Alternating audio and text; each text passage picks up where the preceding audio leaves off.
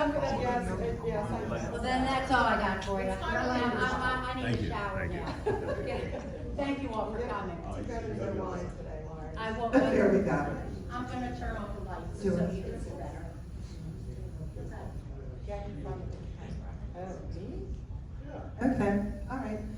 Thank you all for your patience. I am, like I mentioned earlier, I've been working with Dr. Dave Ajabaji because I think he has a really great message that he needs to share. And I kind of already talked to them about a little bit about you and your research and the dementia, and that it's something that they need to pass down as their legacy to their children and grandchildren. And that dementia has to be spoken. There's an awareness out there. We can't ignore it anymore. It's not that hidden terminal disease that everybody won't talk about. We need to talk about this, and we need to do it sooner than later. That's the only way we're going to get ahead of this. And by listening to research and alternative medicines and all that can help you at an earlier age, all the way through your life, and doing the right things and living the right lifestyle, that is the only way we're going to be able to conquer this thing without all the pharmaceuticals out there. So I'm going to turn it over to Dr. Dave and let him go through keeping your marbles, which is what the presentation's about. Thank you, Debbie. Thank you. And thank you, Lauren. Appreciate all the work you put into this. I appreciate it. Good afternoon, everyone. Can you all hear me well? Yes. Okay, good. Well, you're in the front row, though. How about way back at the back? No, I'm hearing you through the microphone. Through the microphone, okay. Hold it to my mouth. Okay, how's this now? Better? Okay, all right. So we've taken about 30 minutes of your time. I apologize. We're going to get right into it. I'll say a few things about myself. I have to stay close to the computer because I didn't bring my clicker for some reason. I know everyone is here for one reason or the other. Maybe you have a loved one who is going through it. You've heard about it. You may be experiencing some signs, and no shame there. All of us have experienced some kind of mental decline in some way or the other. It's one of those perks of growing older, I guess.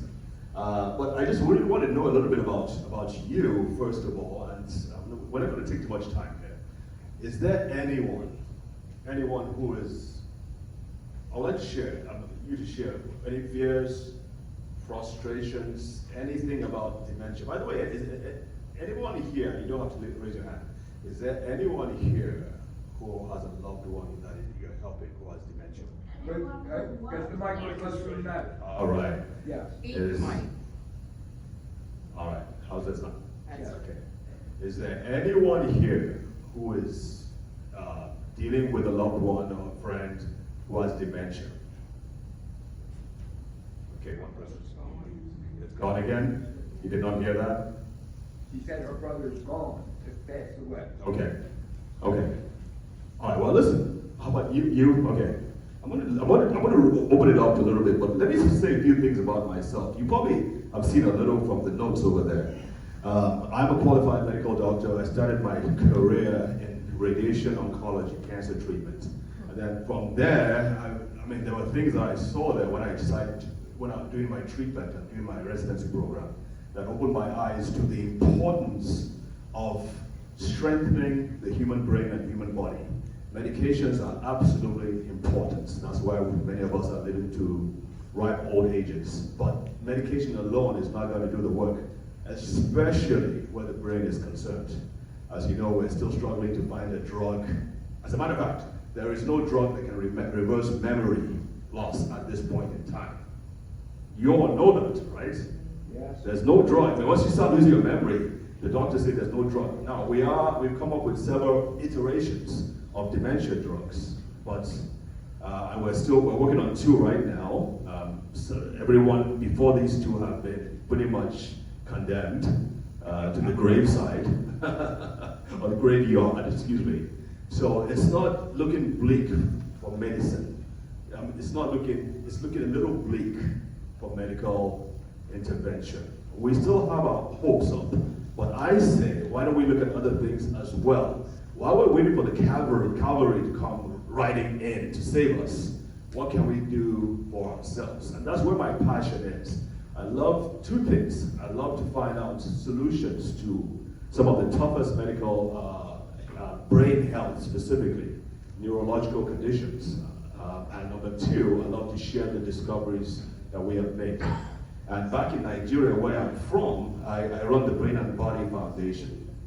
And what we found out that working amongst the poorest of the poor, we found that there were things we could do, especially those who had major brain disorders, everything from cerebral palsy to autism to the worst of the worst conditions. We found that these kids, even though they were condemned to just physical therapy for the rest of their lives, we found that there were certain things we could do, like giving them the right nutrients. Everybody say nutrients.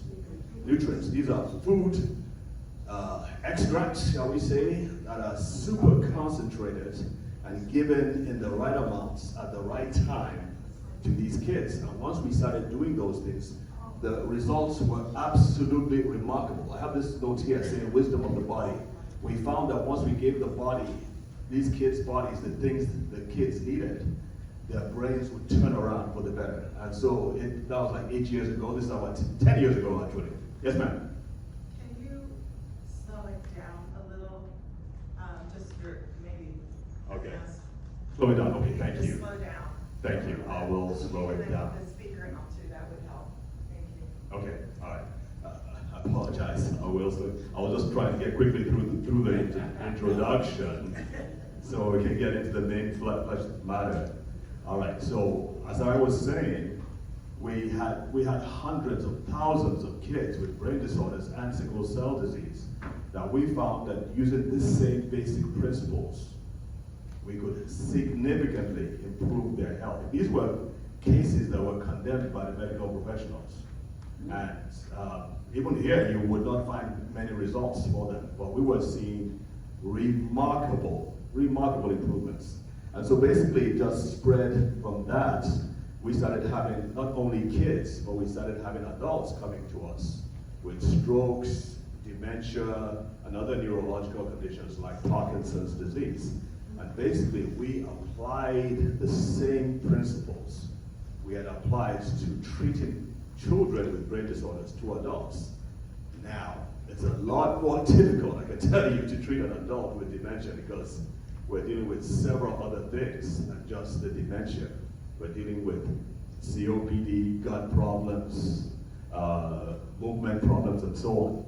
But the bottom line was that once we got it right, we saw significant improvements. And I've been given award after award after award for the results we have gotten in Nigeria. And by the way, I put it up here, Baltimore City, I was included in the Baltimore Magazine's Game Changers edition, which was given every year to exemplary performance. And that was because of my work speaking about dementia, especially among the low-income areas, which is not you, obviously. but what I found out is that the ignorance about brain health and dementia is not restricted to the poorest of the poor. Pretty much everywhere I go, and I've spoken several different places. I've done a lot of work at the Meyerberg Center, by the way, speaking to the Bagel Boys. Anybody know about the Bagel Boys? Are you a member of the Bagel Boys? No. No? Okay.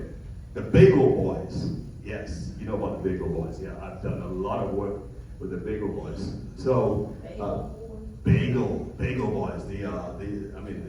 They're not boys. I can tell you that right now. Senior guys. They are senior guys, Jewish. Regular, don't they? I'm sorry. They meet regularly. They meet regularly, pretty much every week. Yes, and they talk about everything from World War II to health to their spouses and so on. So I've had a lot of fun with them, a lot of fun. So yes, so that's my background, and my mission today is to provide hope. Bottom line, and I want you to listen to me very carefully. Bottom line is that there is a lot. Everybody say a lot. A lot. Okay? A huge amount that you as an individual can do to determine the fate of your health, especially your brain health. And we're going to go into some details.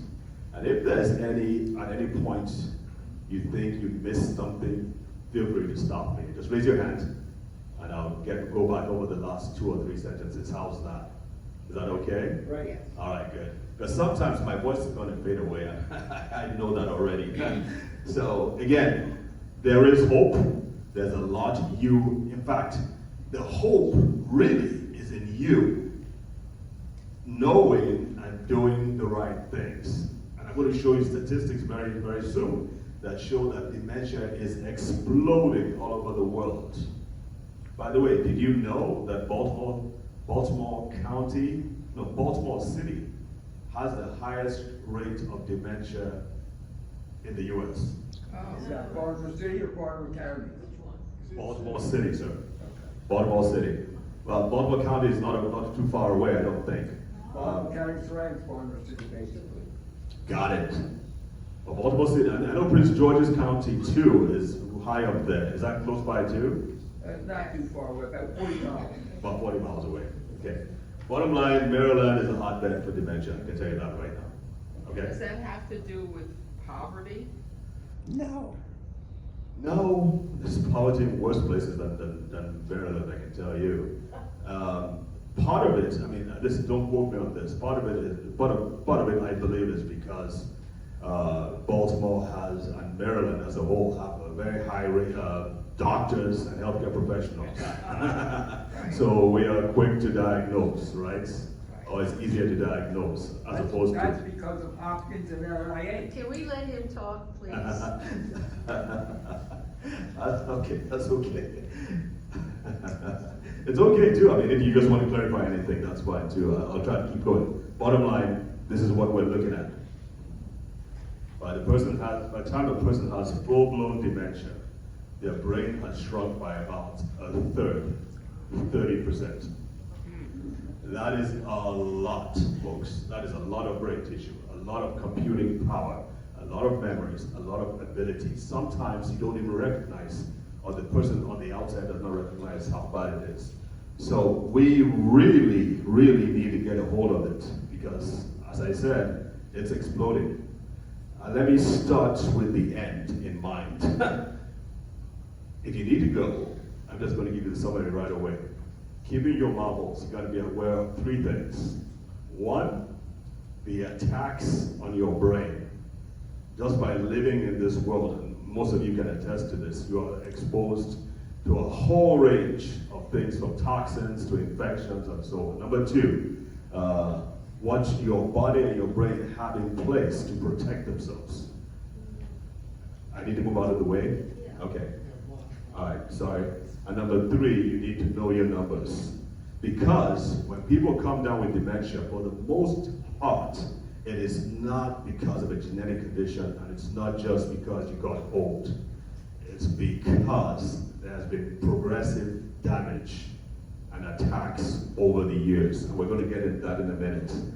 So the key to keeping your marbles really are three things. Reduce the attacks. Sorry. Does hearing loss promote dementia? Yes, and we'll get to that too. Hearing loss, even loss of smell too, believe it or not. All right, so the three things you got to do. You got to reduce the attacks, but you got to figure out where those attacks are coming from. Number two, you've got to improve or strengthen your defenses, specifically the defenses in your brain. And number three, you've got to know your numbers and ensure that those numbers are good.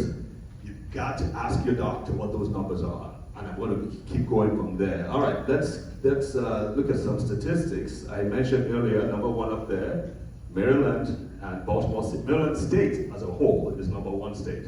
Baltimore City is number one city or county. Dementia is the number one cause. Believe this, I couldn't believe this. Dementia is the number one cause, the number one cause of death in the UK. It is also the number two cause of death in Australia. Is the number one cause of death among women in Australia. And it is rising again. I said that a few times, it is rising rapidly. So, again, there's some things you got to do. It's worse than cancer when it comes to numbers. Everybody, there's a lot of noise being made. I say that in the wrong way. There's a lot of promotion about preventing cancer, especially breast cancer. And yes, we're beginning to see more promotions about dementia, but there's significantly more about breast cancer. Dementia for women is a significantly greater threat. So please, I really want you to pay attention to this. Let's go over a few myths. I just have to warn you again that I may say some things that your doctor probably has not told you before, and may even have told you the opposites. And I'm not here to refute what your medical professional says. However, I'm speaking to you from a place of years of experience working from the perspective of strengthening the brain, not using medications to treat a disease, but figuring out what the brain needs. So that's an entirely different perspective. So just don't be triggered, don't be upset, because I've run into that a couple of times. Some people have been really, really mad at me, especially those who have top care doctors at places like Johns Hopkins. Okay, so just hang loose till we get to the end, and if you have any questions, please feel free to ask. All right, let's talk about the myths. Myth number one, Alzheimer's disease cannot be prevented. Is that true? False. Okay. We're still being told by medical professionals that it's true. Okay. The truth is this. The last set is the journal from Britain. It's one of the top journals in Britain. They list about 14.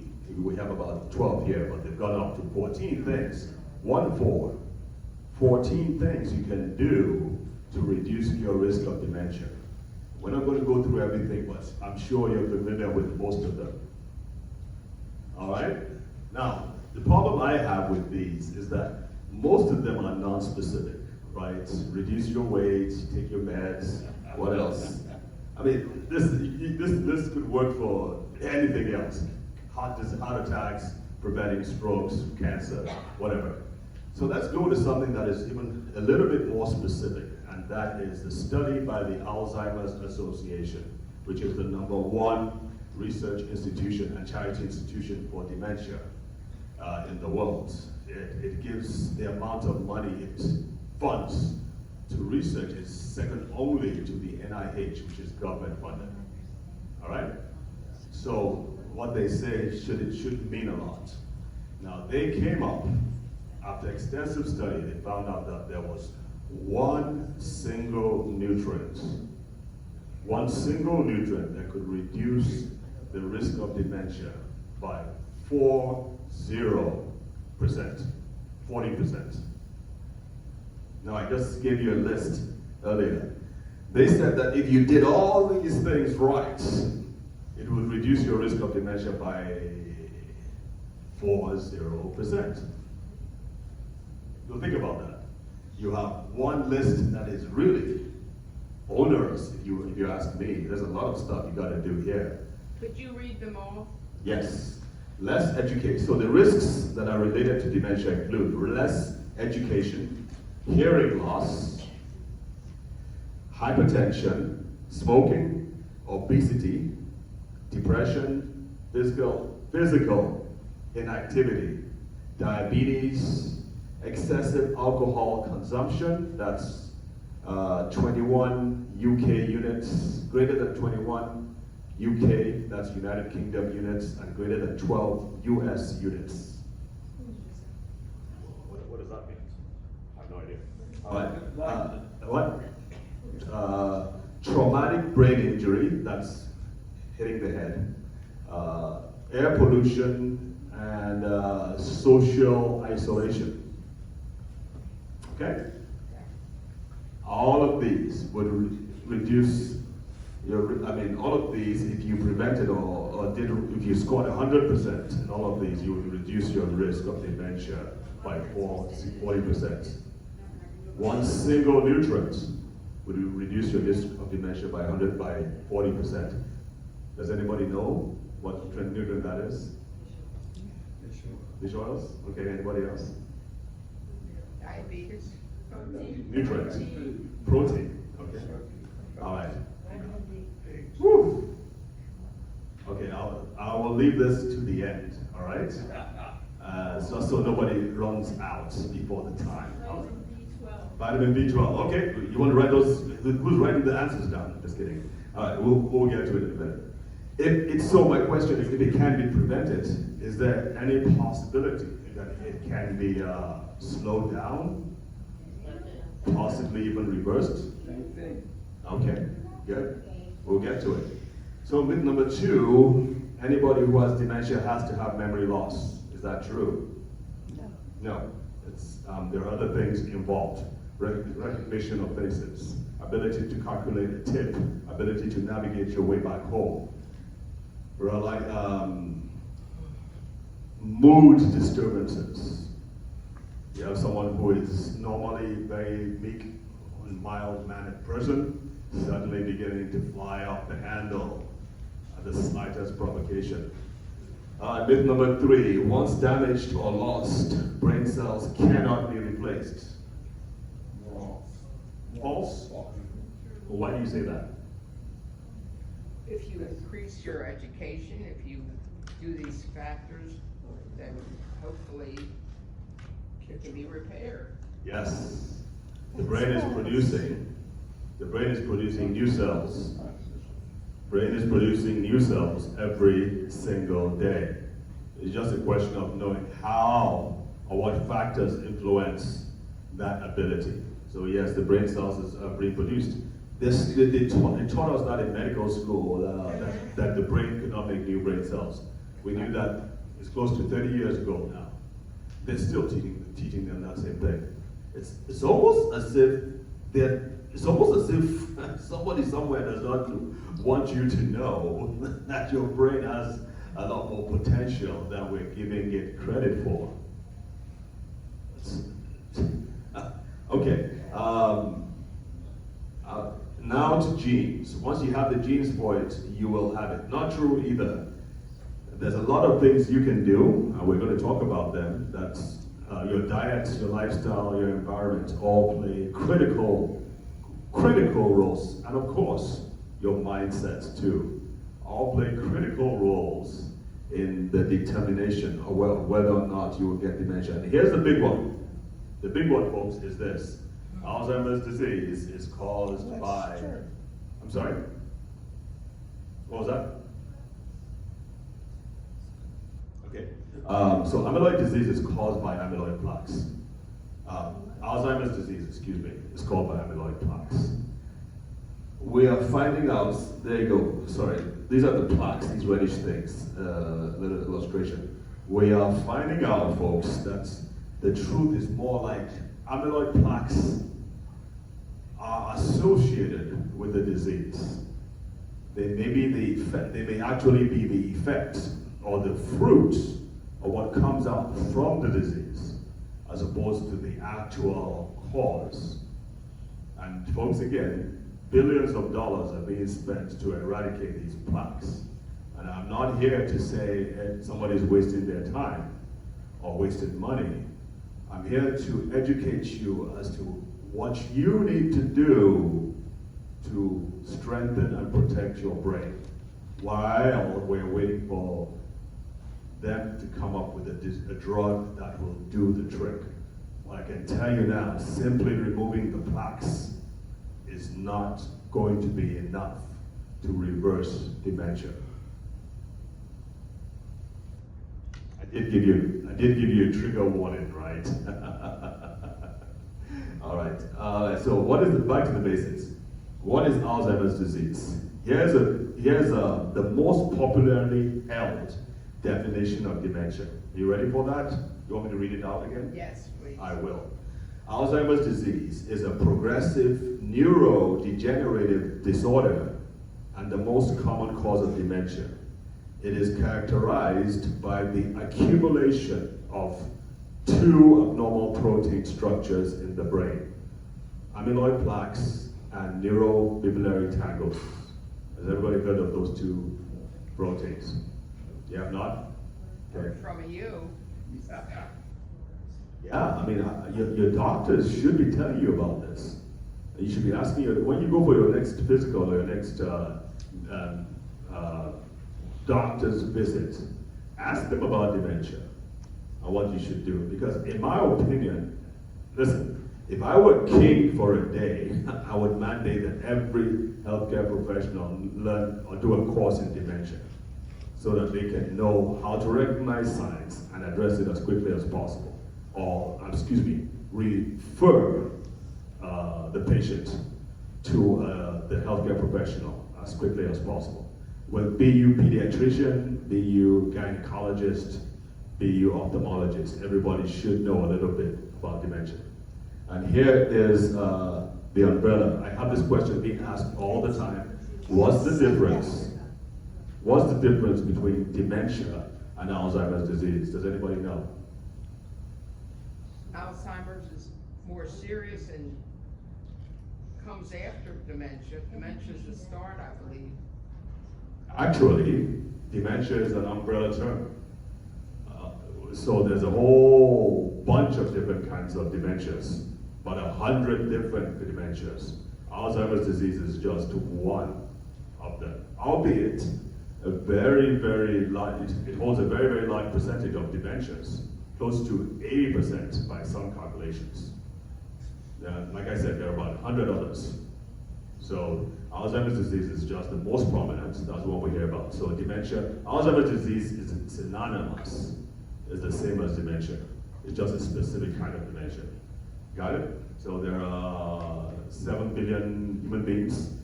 Women are human beings, men are human beings. So dementia is, Alzheimer's disease is just a kind.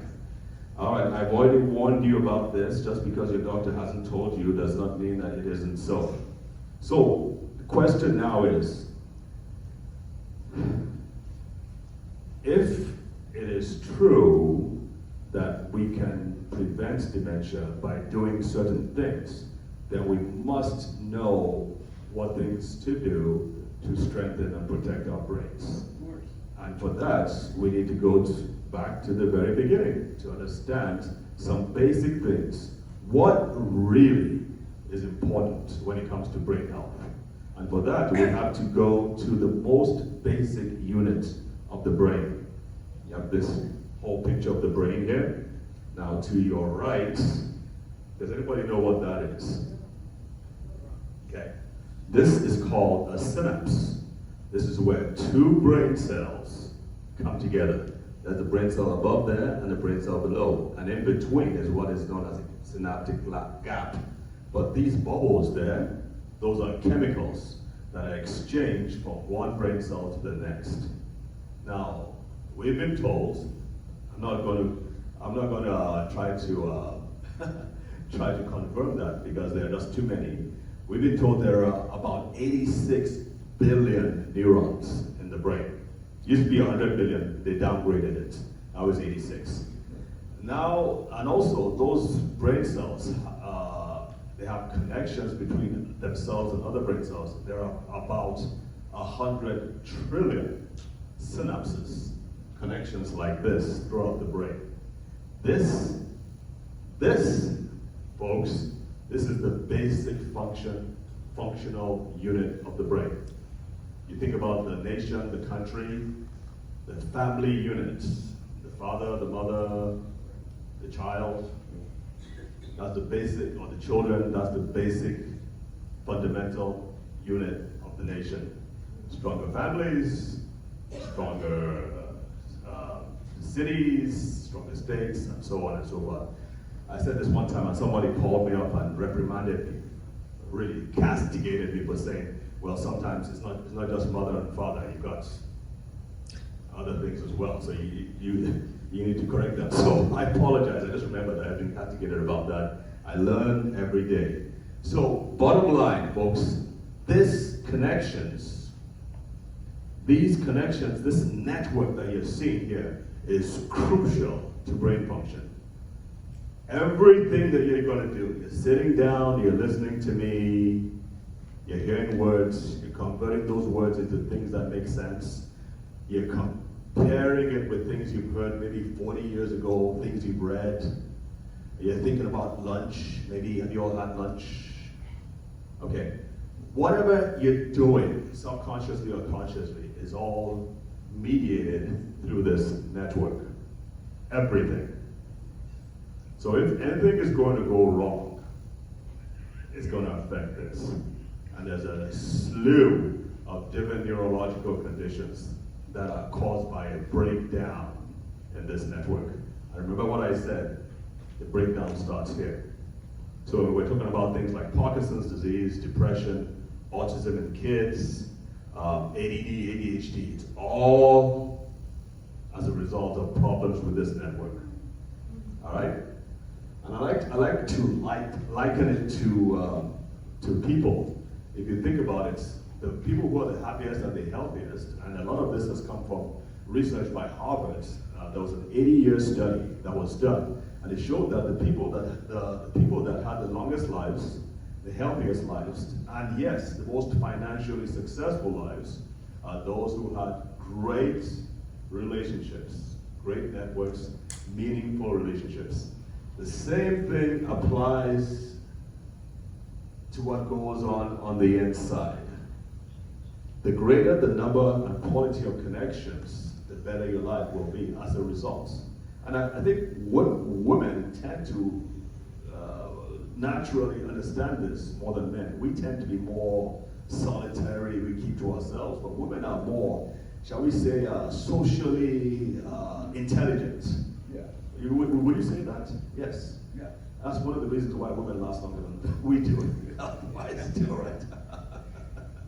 So, bottom line, the greater the connections, as it is on the outside, so it is on the inside. The greater the connections and the quality of the connections in the brain, the healthier your brain will be. So think about this. When you're reading, you're traveling, you're exploring, you're playing games, you're having socially meaningful relationships, and so on and so forth. Those continually trigger the connections between brain cells. In some cases, it triggers it to the point of redundancies, where you have backups for the backups for the backups. These become important as you grow older, or as you deal with other healthcare conditions, or if there's an event in the family, a loss, and so on. It's the backups that help a lot. So I'm saying all this to lay the foundation.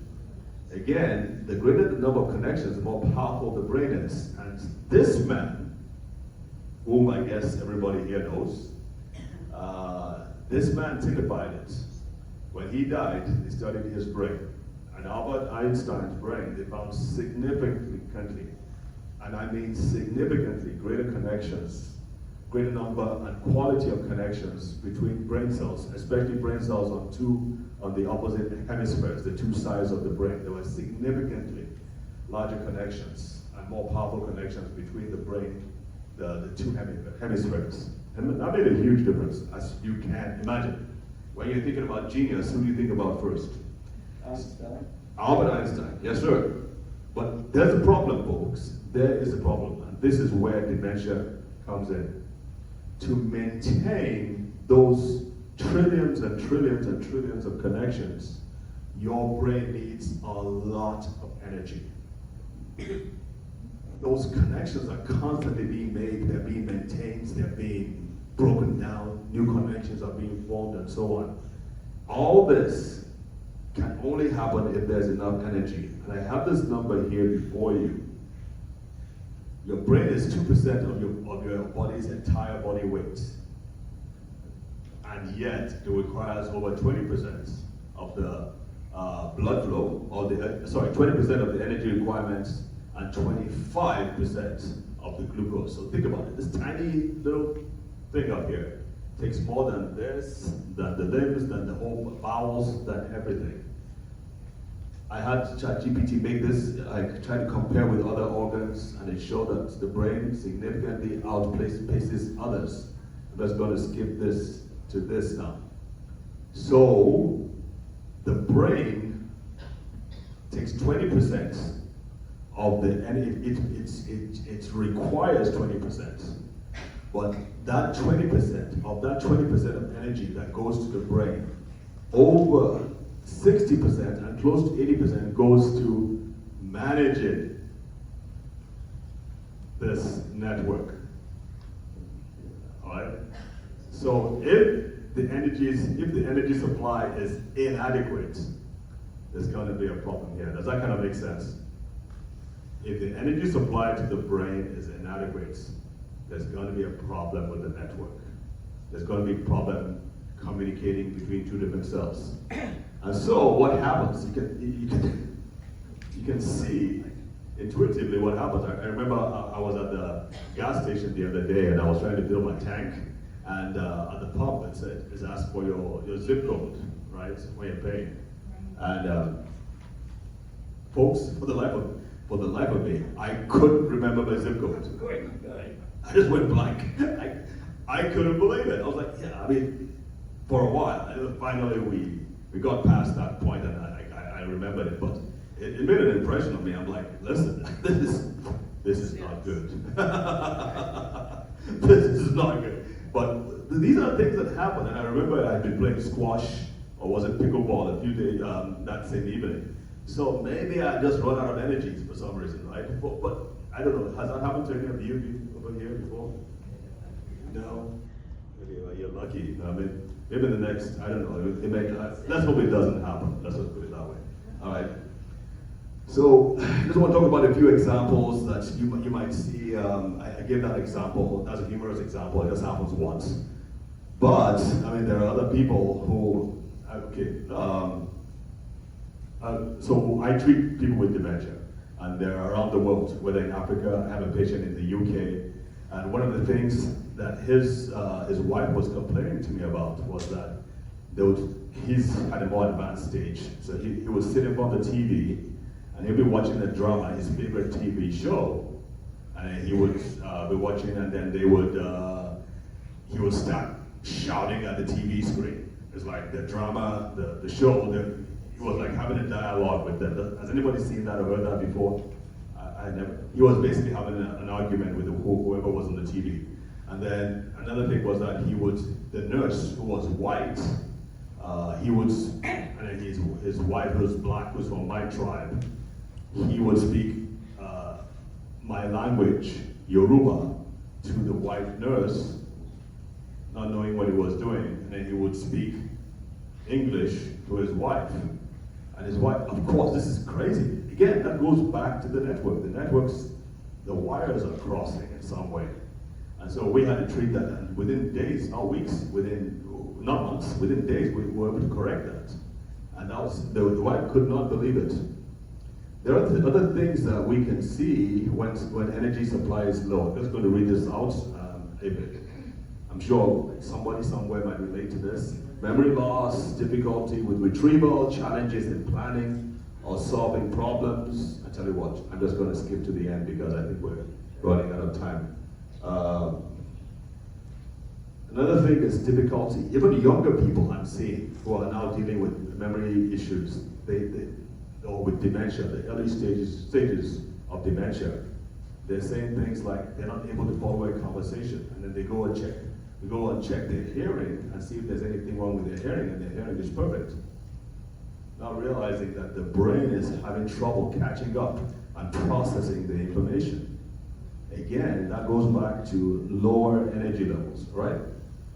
Back to the synapses. So it's about the synapses. And studies are beginning to show that energy levels begin to drop decades, 20, 30, 40 years before the symptoms of dementia finally show. So this doesn't just ambush you, right? It's something that progresses over time, and we need to be aware of it. And the good news is that if it's something that happens over time, then it's something that you can address starting today. Everybody say today. There's always something you can do right now, to begin to slow the path towards dementia. And I hope we'll be able to discuss this. There's another thing here that I want to say is that the parts, and this makes sense now, the parts of the brain that are first to show problems with dementia are the parts that require the highest amount of energy, and they are the parts of the brain that have the highest synapse synapse, or the most densely packed networks in the brain. So, and those parts will be places where the memory, places like the memory center, which is called the hippocampus, also parts of the brain, the frontal part of the brain that has to do with executive decision making, or being able to delay gratification, or being able to control your moods. Those are the parts that make us most human, and of course, speech, being able to find the right words and use the right words properly. Those are the parts of the brain that have the most densely packed networks, and they are the parts of the brain that have or require the most energy. And that, I mean, the more I look into this, the more I see how this makes perfect sense. When someone has dementia, it's things that have to do with these areas: memory, word finding, foreign conversations. Those are the things that they first begin to exhibit. All right, so if you see a friend or a loved one begin to exhibit these problems, then you will be well placed to advise them accordingly, right? Okay, so this, like I said, this whole thing about the energy levels and where synapses are, this changed my whole practice. Because for, like I said, I was treating kids with brain disorders. But when adults started coming to me, I just thought, well, it's basically the same thing. It's a brain, right? I just treat them the same way. I found out that was wrong. The kid energy, if there's anything kids lack, it is not energy. And so I didn't have to worry about energy where kids were concerned.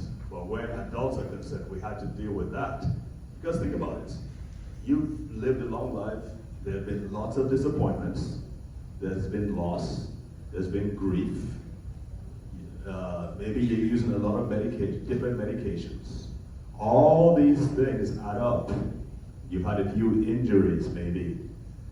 Maybe you were in war, on the war front. That's another big risk factor with dementia veterans. All these things add up to cause problems in your brain. And so I realized that I had to address this as well. So here's the new definition. Dementia is a complex brain disorder, and it's caused by brain changes. Complex brain changes following cell damage. And this, I feel, comes closer to the mark. It's a degenerative brain condition that is caused by complex brain changes. So the damage comes first, and then the brain tries to adapt to it and tries to deal with the situation. And it is in that dealing with the situation that we have something that really results in dementia. So let me give you what we now know. This is coming from right out of the top research centers now about what dementia really is. You ready for this? Ready? Yes. Okay. So what is happening in the brain is that the brain is slowly pulling back. It's pruning its network. It's pulling back on its network as a result of the reduced energy supply. It's a kind of triage. Everybody familiar with that term? Kind of triage. In the face of the overwhelming needs, the brain is now pulling back and focusing on the more important things, which would be what? Breathing. Survival. Digestion. And those are more in the deeper parts of the brain. So like I said before, the more superficial parts of the brain, I wouldn't call them superficial, but the more superficial parts of the brain are the parts that deal with executive judgment, memory, complex tasks. Those are not as important for survival. That's what you begin to see in the early stages of dementia. Okay. I told you I treated cancer patients in my earlier life. I see it. This is pretty much the opposite of dementia. Brain cancer, the brain cells are growing. In dementia, the brain is shrinking. Right? But the end result is still the end result. So what is the question at this point? What would be a great question to ask? Yes, ma'am, go ahead. You are good to say it. Come on, you can do it.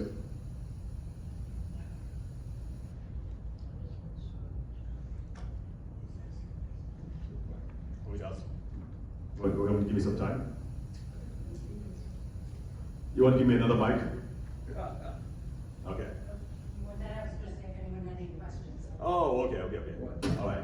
So, anybody what's the question that you want to ask at this point? What is the logical question? Yes, ma'am. I have a question about sense of smell. Yes. How it relates and what can be done about it, loss of sense of smell. That's a great question. I will get to that because I want to address that. I promise I will I get have to a that. great sense of smell. Yes, ma'am. You have a great sense of smell? I do, yeah. Okay, good. Lucky you. I saved my family once. I was up on the 3rd floor. My son had come home from being out and had fallen asleep with his pillow against the heater. And I said to my husband, I went up to the 3rd floor. Nobody's interested. I said, there's an electrical fire in this house. You smelled that. You smelled the And he electrical didn't fire. smell anything. Wow. That's good for you. We went exploring and sure enough, that's what we found. Okay. That's good. Yes, sir. What is the one supplement that can reduce the symptoms or onset by 40%? Aha. Please, sir, tell us, because people are so impatient, please. I will not until I'm ready to say Is it. that the $1 million question? No, that's not the $1 million question. Oh, sounds like it. Is that what your $1 million? What is the $1 million question? Does it, man? You know the $1 million question. You don't. Okay, I'm going to tell you. Is there a Why certain can't we food? solve the problem? Why can't you solve what problem? You can solve the issue of cancer. Why not? Isn't there a way we can solve that?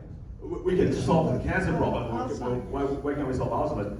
My honest opinion is that we're looking in the wrong place. Well, I think we're looking in the wrong place. And I think we will eventually come around to it. But here's the $1 million question. Here's the $1 million question. What does it take to increase my brain's energy levels? I mean, we've talked about that. That's the basic problem, right? Right. Okay. So what is it done? Now, I'm just going to tell you that it's not going to come from you taking Gatorade or Monster or what's the other one now? Red Bull. How about a lifetime of certain foodage? Lack of sugar. You say sugar will well, sugar has glucose, right? And it should give you energy. I mean, that's the normal question you would think, right? It should give you energy, right? The problem is that sugar is the fuel. It is not. It doesn't translate to energy right away.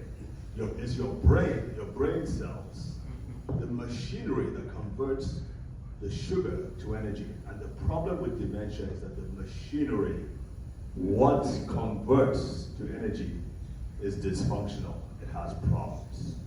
Okay, so we have to go around it. So I'm not going to spend much time on the energy thing because this is something that I do on a personal basis, but also that is something you can find out. We do a whole course and we teach on that. But basically, some people go with the ketogenic diet. Anybody heard about the ketogenic diet? Anybody heard about coconut oil? Yeah. These are ways to bypass that energy, bypass the machinery and help the brain to get more energy. So I'm going to skip to something else. The other question you want to ask is what drains, and I think this is even more important. What drains our bodies of energy, or our brains, excuse me. What drains our brains of energy? And this brings me to what I call dementia's dirty dozen. And this is the list I came up with after treating, speaking to, and doing presentations. I was like, you know what? There are some patterns that keep on coming up. And I call these the 12 reasons, the 12 categories of reasons why people end up with dementia. It's called Dementia's Dirty Dozen. And I created this as a framework to share with people, so that if you wanted to figure out where you are placed or where you find yourself, then you'll be able to understand better what to do. So here's the list right here. As a matter of fact, we do have what I have is a QR. You can actually get an ebook. I created a book where I go through each one of them. And you can get it for free if you have, there's a way you can get it. I can show you that in a minute. But does anybody see any pattern here? Is there anything that's common to everything here? I, the letter I, there you go. I want to make it as easy as possible. Okay, now real quick, take a look at this and tell me which one stands out to you for whatever reason. Illness, Illnesses? Which one? diabetes, Diabetes, yes. Hearing loss. hearing loss, yes. Smell, loss of smell, big one. Hypertension. Anybody else? Anything here? So I can tell you this, for instance, that injury is a big one. That could be emotional injury, emotional trauma, or it could be actual physical trauma. CTE is a really good example. The footballers, the head injury from resulting in what is known as CTE, chronic encephalopathic, Inactivity. chronic traumatic encephalopathy. That's what it is. Inactivity could be both mental inactivity or physical inactivity. Okay. Anything else? Isolation. I was shocked about this one. Okay, that's the QR code. If you have a cell phone, you can actually download the ebook for free here. I can put it up at the end. Let's go with a few general things that many of you can relate to. 9/11. Everybody in New York knows about 9/11. 30 years ago, how many years ago? 20 years ago, we're beginning to find out that many of them are now coming down with things like dementia and cancer as a result of the exposure, the extreme exposure they suffered during that time. COVID-19, another big one. We're seeing that people, especially those who had loss of smell as a result of the virus, we're beginning to see them come down with dementia as well. And this is some of the things they are seeing. COVID-19 linked to lower scores in executive function, memory and attention, visual search tasks, and so on. So I'm going to talk specifically to you, seniors. I mean, the fun part of all this is that aging, the number one risk factor for dementia is what? Aging, yes. So, but there are specific things that we need to highlight within the whole aging problem. I don't like it when people just give a general answer. Oh, because you're older, you should be losing your memory, or you should be losing your marbles, right? Now, losing your marbles, I guess keeping your marbles would be a good title for a presentation, wouldn't that be? Okay, so let's talk to you specifically, because I think this is what really pertains. I have this timeline here, right? So, by the time you turn 25, your brain has achieved peak potential, prime brain, 25. After that, it's all downhill from there. I'm just kidding. All right, so people do a lot better. Keep going. Menopause, that's the big problem. You do know that women have twice the risk of dementia and twice the rate of dementia as men do, right? Does everybody know that? No. Women have twice the rate of dementia as men do. One of the reasons, but there are several others. I gave a whole talk on the 12 reasons why women have dementia worse than men do. But one of the reasons is the drop in estrogen and other important hormones at the time of menopause. Big problem, and shockingly, many doctors are not able to deal with it properly. Menopause, being able to manage the symptoms of menopause is huge, because estrogen is one of the most important chemicals for your brain. It's one of the most protective chemicals for your brain. And in some women, they have a significant drop in estrogen levels, and therefore the protection is lost. And that sets them on the path to dementia. Okay, let's move on from there. All right, so let's talk about seniors. The loss of special senses is a big problem. Another thing you want to watch out for over-the-counter medications and polypharmacy. Everybody know what that is. Taking a lot of different medications because your doctors, your different specialist doctors are not talking to each other. And so in some cases, you're having duplicate medications for the same problem. Yep. And that can be a huge problem. It will affect brain energy for one, can affect other things in your body as well. So you want to have some kind of advocacy for yourself, like for your spouse, someone who knows what they're doing. What about taking vitamins? Vitamins are very important. Absolutely. I'm going to tell you something. That's a great question, by the way. What's your name? Roz. Ross? How do you spell that? R-O-Z. R-O-Z. Great question, Ross.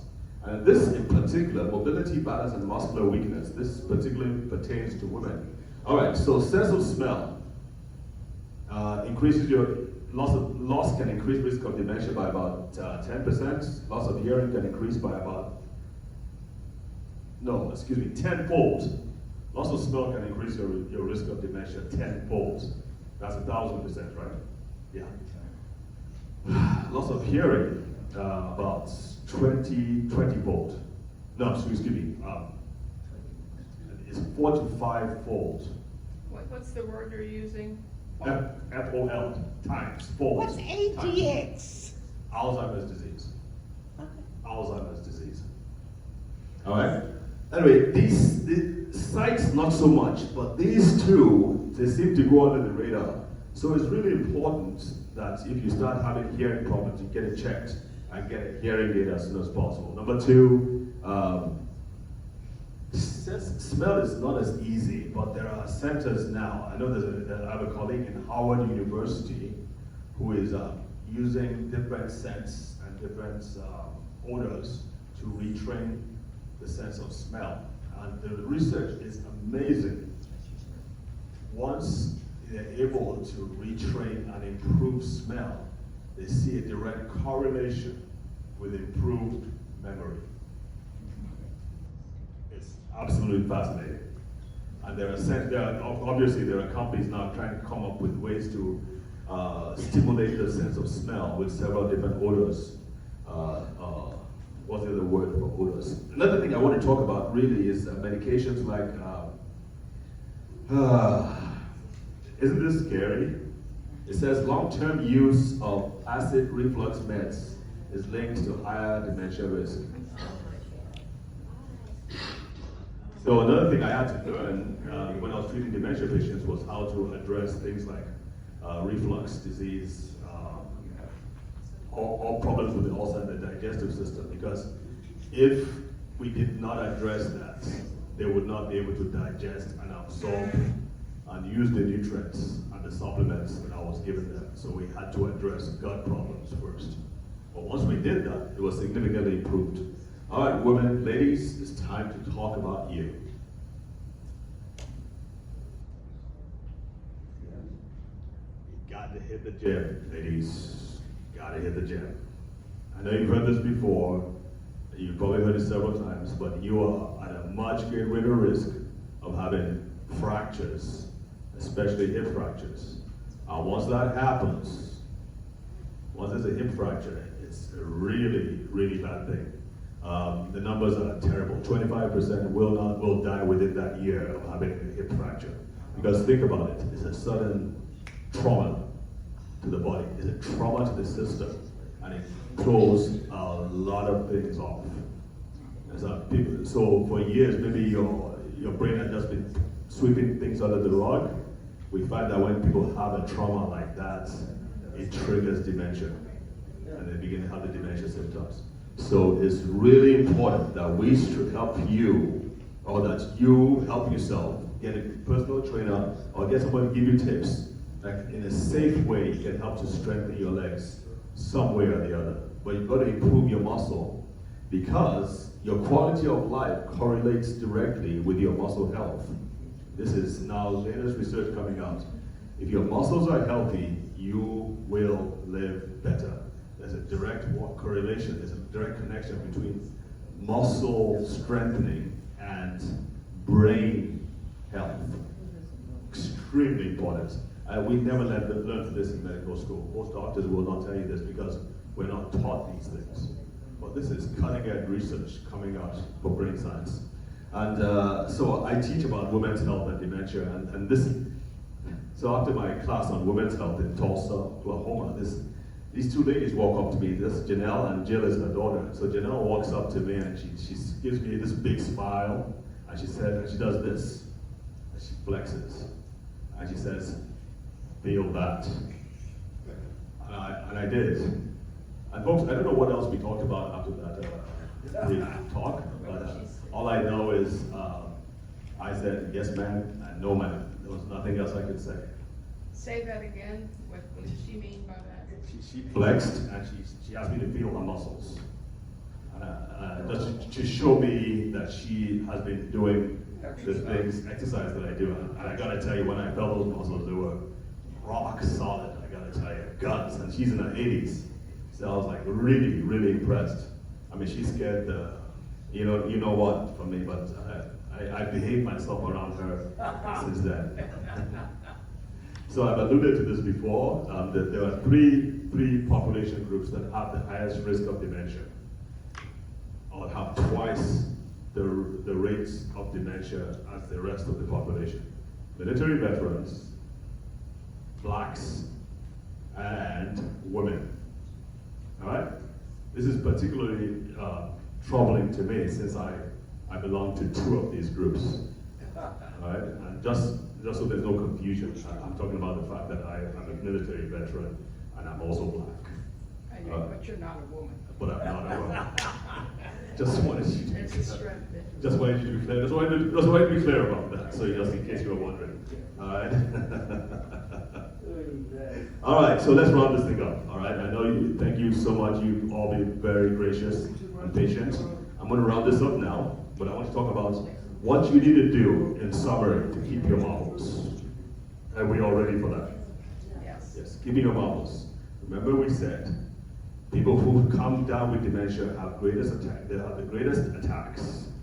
And that could be duration, frequency, whatever. We've talked about that. Attacks of what? Attacks on their brains. So the brains are assailed by different things. We mentioned dementia's dirty dozen. So everything from illnesses to infections to insults to injuries and so on. All right? So they have the greatest attacks. Number two, their weakness, their protection or their defenses have been broken down. And number three, when things go wrong, they don't have prompt treatment. So the key, and I'm just going to take a few examples from each, all right, and then we'll wrap up. Number one, you got to reduce the attacks. One of the greatest attacks on our brains is sugar. I don't know if you know that, all right? Sugar can cause significant damage to the memory centers, especially excess sugar. Most of us are simply taking too much sugar. All right. Number two. Now we're going to answer the question, ma'am. What was that you said? What was the nutrients that? Yes. Yes, we're here. What did you say? I forgot. Can anybody? She said she forgot. You said, and you were right. What was Vitamin D. Say it again. Vitamin D is the nutrient that the Alzheimer's Association studied and Yes. found out that it would reduce the risk of dementia by about 40%. Isn't that shocking? Vitamin D is pennies on the dollar. I mean, you can get 6 months worth for about $10. Yes. No, it's not combined with calcium. That's another question. That's another talk for another time. There's a problem with calcium. If you take calcium supplements, some doctors are now beginning to advise against it, even for osteoporosis, because taking calcium does not necessarily mean the calcium that you take is going to the bones or the teeth. It is not going there. What happens is it tends to stay in the blood and eventually can build up in the blood vessels and cause another problem. So we're looking at other things now, like vitamin K2. So what I recommend is that people take vitamin D and vitamin K2. What? D for David. Vitamin D for David and K for... Heaven.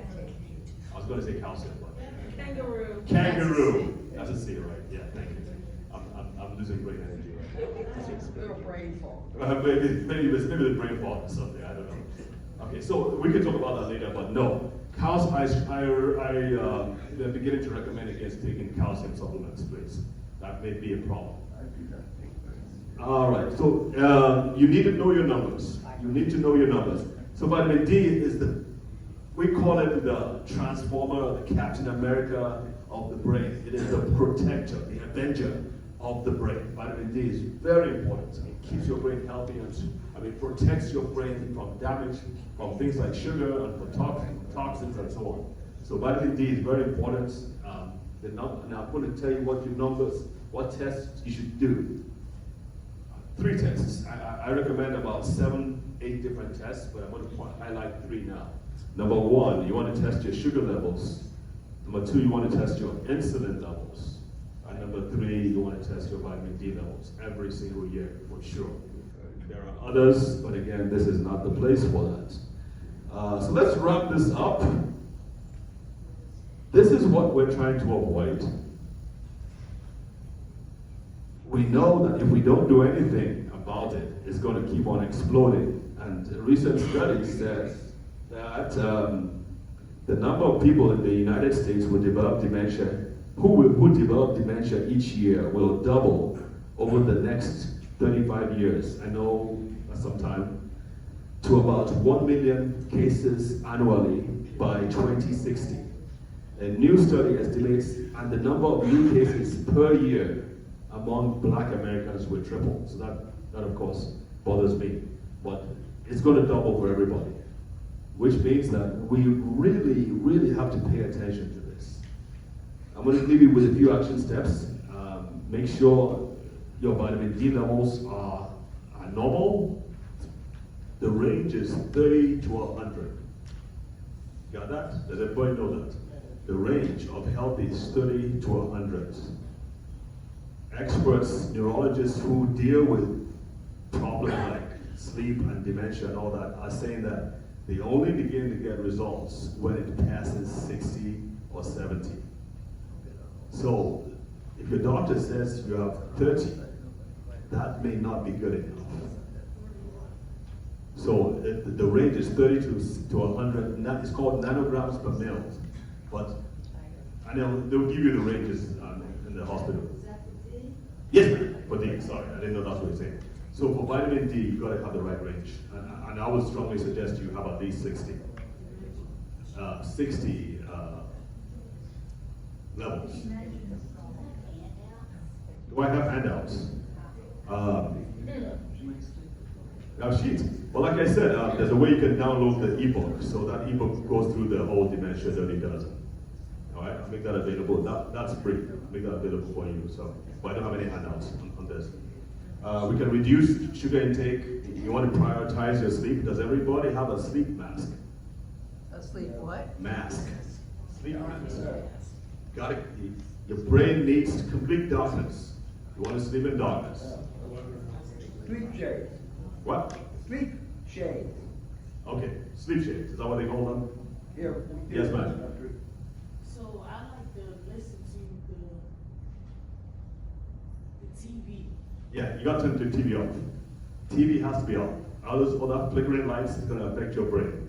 So even if you fall asleep, the quality of your sleep is compromised. The REM sleep, you won't. Yeah, you will not get the REM, the good quality sleep. You got to turn it off.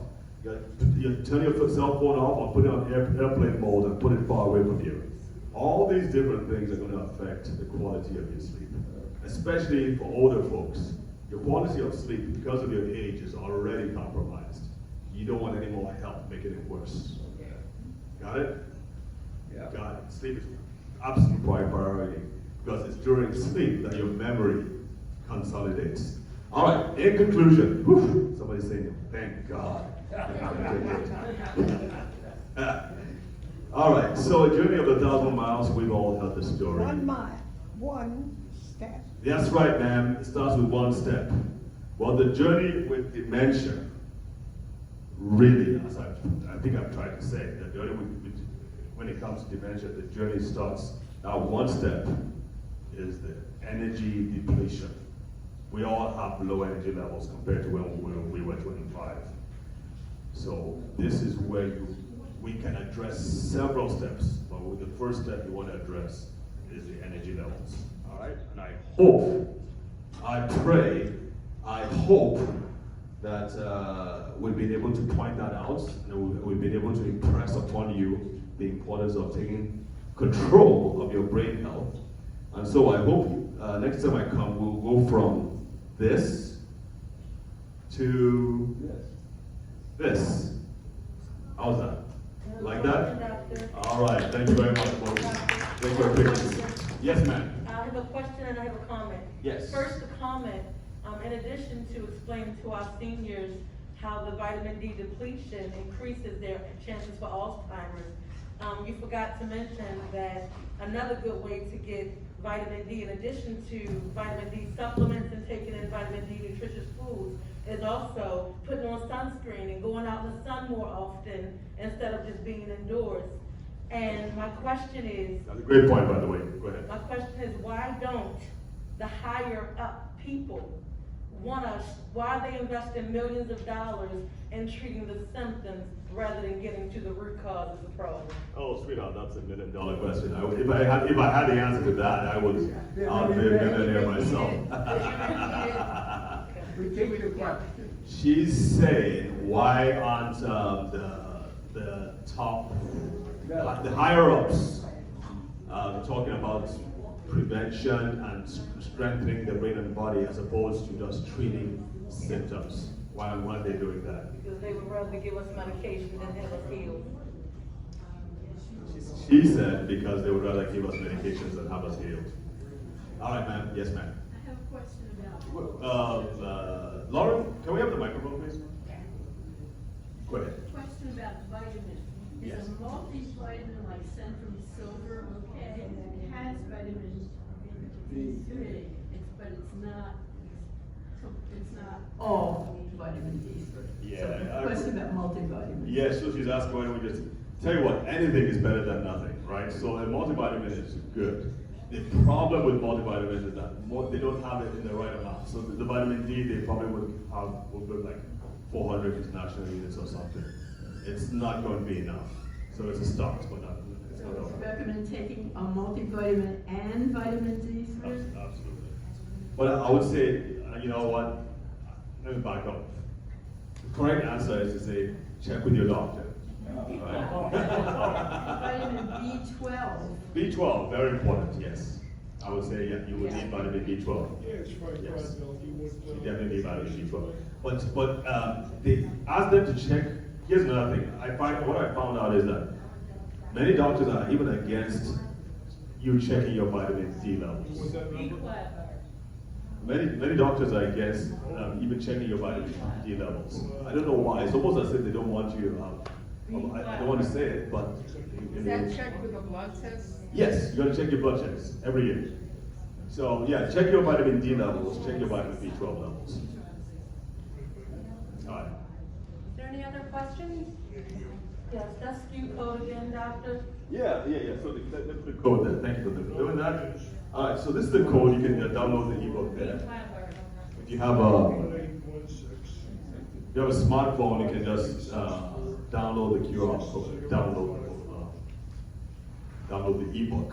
So I go through each of the dimensions Jody doesn't explain it. All right. Any other questions? Going. On. God. Well, I want to thank you, Dr. David, for coming out and enlightening us, giving us such good information, and for Deborah from, I mess it up every single time, Senior Care Lifestyles, for putting this together and hosting it. And again, I apologize for the delay with our technical difficulty. It went fine, it was fine. There's some drinks and some nosh in the back, if anybody, please help yourself. And Doctor, thank you so much again. I appreciate you. Dr. David, My speaker. Doctor, go get you some private I need my security. speaker. Get some what? Get private security. Ah, 'Cause they don't want And there's plenty you of know? cookies with sugar. You know it's true.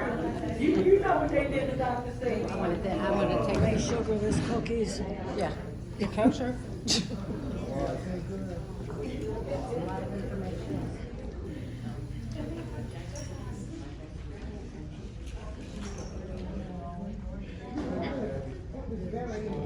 Yes, it was. It was. I really enjoyed it. Okay, we're gonna go back now.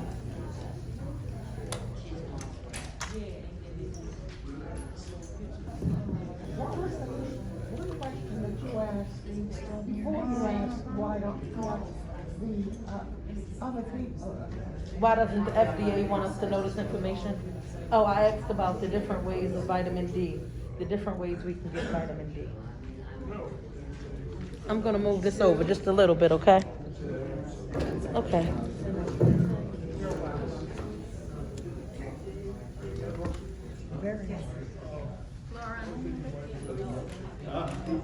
Maybe I'll have better luck with yours than I had with hers. Hers didn't, mine did. I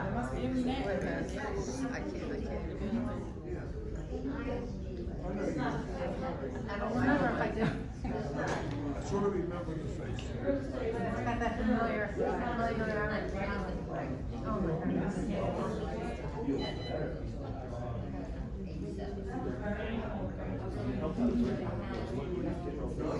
I'm next. Still nothing?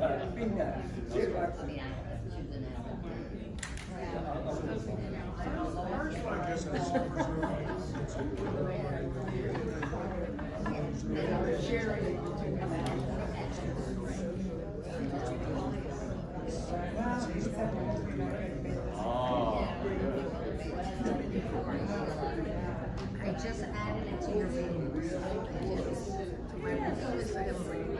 Do have a meeting. Yes, ma'am. I told her this week that I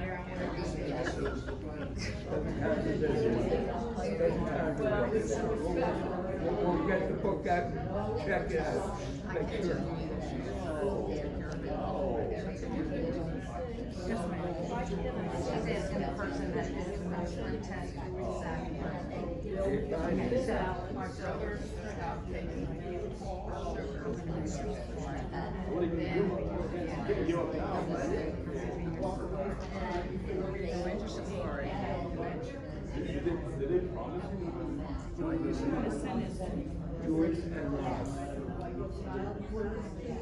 Yes. I know, I was. My ability to do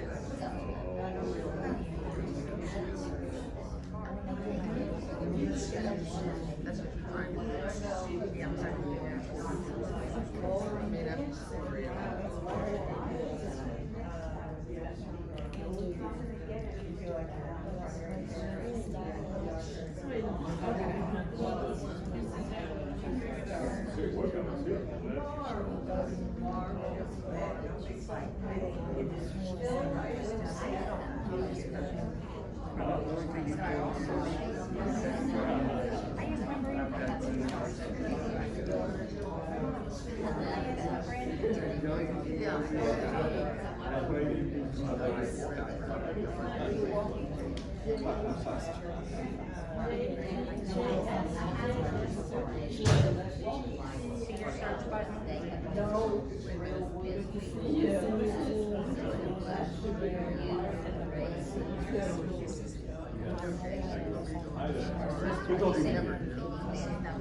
Who's next? she's 3 years old.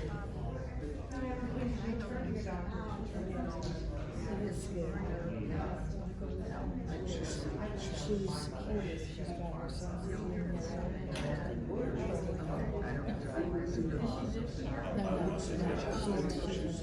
I mean, if I had to search and I tried so far right there, it's right there. So.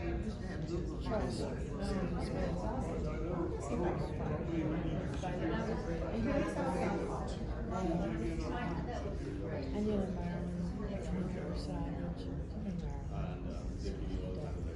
Yeah, it seems like. Did you sign in with your payment? We got to sign in. Did you graduate 55? Okay, well, she graduated 55. Well, there is a lady here, she does like that. Right, well,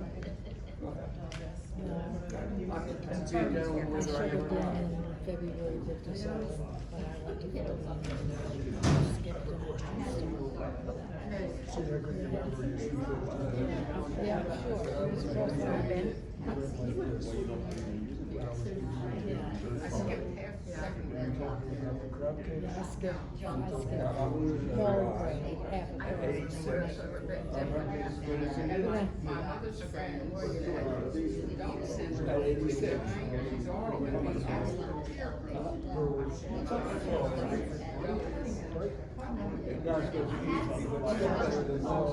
I'm a little bit sorry. I was young, I was too young. I would have.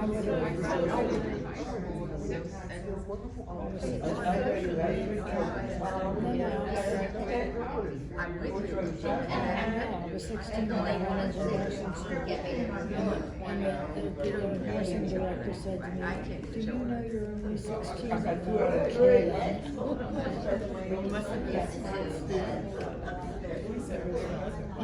Good to see you here. Yes. I'm gonna ask you. You have to keep moving, keep take your vitamin D. I did. Now that where you have your. My daughter lives in California. I'm looking for my kid here. My older sister. This one? Phyllis Randall. Judy, you're off. She's her maiden name. It's my turn. It's my turn. Oh my goodness, yeah. Thank you. I am lucky to have him. You want to talk to him?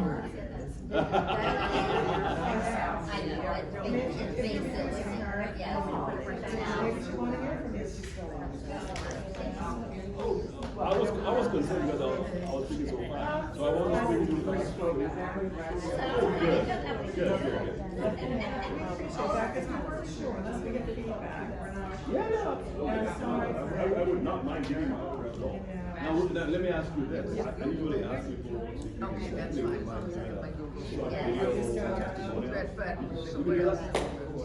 I need to ask you. How about you? Where's Deb? That's Deb. Probably nothing on it.